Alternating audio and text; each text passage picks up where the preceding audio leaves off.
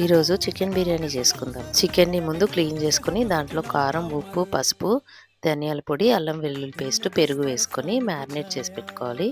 గిన్నెలో ఆయిల్ వేసేసుకొని దాంట్లో కరివేపాకు, గరం మసాలా, ఉల్లిపాయలు వేసుకొని కొద్దిగా పసుపు వేసి అల్లం వెల్లుల్లి పేస్ట్ వేసుకొని మగ్గనివ్వండి. మగ్గిన తర్వాత దాంట్లోకి మ్యారినేట్ చేసుకున్న చికెన్ వేసి బాగా మిక్స్ చేసి మూత పెట్టేసి ఉడికించుకోండి. ఇప్పుడు రైస్ కోసం వేరే గిన్నెలో ఆయిల్ వేసుకొని బిర్యానీ ఆకు, హోల్ గరం మసాలా, పచ్చిమిర్చి, ఉల్లిపాయలు, పుదీనా కూడా వేసుకొని అల్లం వెల్లుల్లి పేస్ట్ కూడా వేసుకొని కొద్దిసేపు మగ్గనివ్వండి.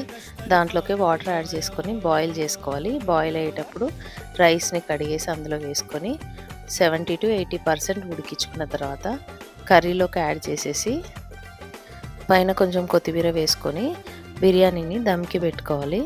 ఒక 20 to 25 మినిట్స్ దమ్కి పెట్టుకున్న తర్వాత బిర్యానీ తీసి బాగా మిక్స్ చేసుకొని ఇంకా వేడివేడిగా సర్వ్ చేసుకోవడమే.